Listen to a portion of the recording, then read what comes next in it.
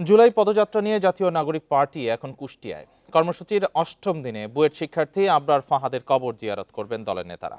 সেখান থেকে শহরের 5 রাস্তার মোড়ে পথসভা করবে দলটি।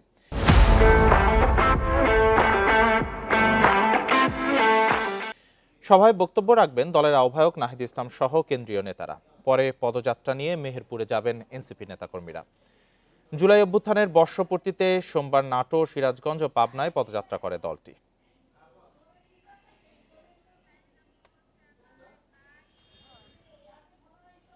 এ নিয়ে আরো জানাতে কুষ্টিয়া থেকে যুক্ত হয়েছেন সহকর্মী মিলন উল্লাহ। মিলন, অষ্টম দিনে আজ কুষ্টিয়ায় এনসিপির কি কর্মসূচি রয়েছে তাদের এই পদযাত্রায়?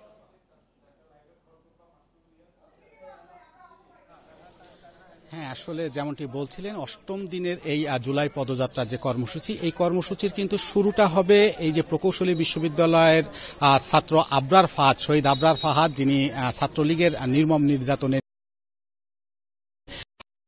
জিয়ারতের মধ্য দিয়ে কিন্তু আজকে 10টায় শুরু হওয়ার কথা ছিল, কিন্তু আসলে গতকালকের যে পাবনা এবং সিরাজগঞ্জের যে কর্মসূচি তাদের ছিল, সেই কর্মসূচি শেষ করে তারা কিন্তু প্রায় রাত 2টার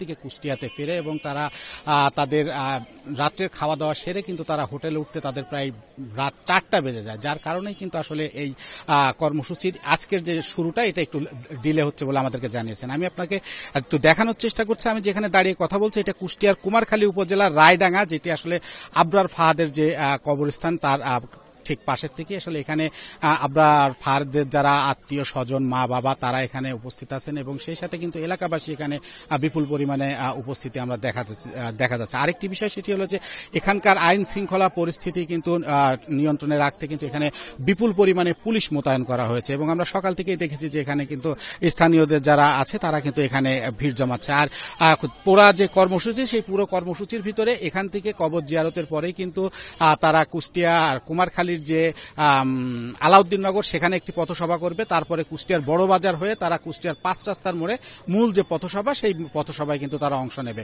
তারপরে কিন্তু মিরপুর হয়ে ভেড়ামারা থেকে দৌলতপুর হয়ে তারা কিন্তু মেহেরপুরের উদ্দেশ্যে রওনা দিবেন বলে এখন পর্যন্ত আমরা জানতে পেরেছি।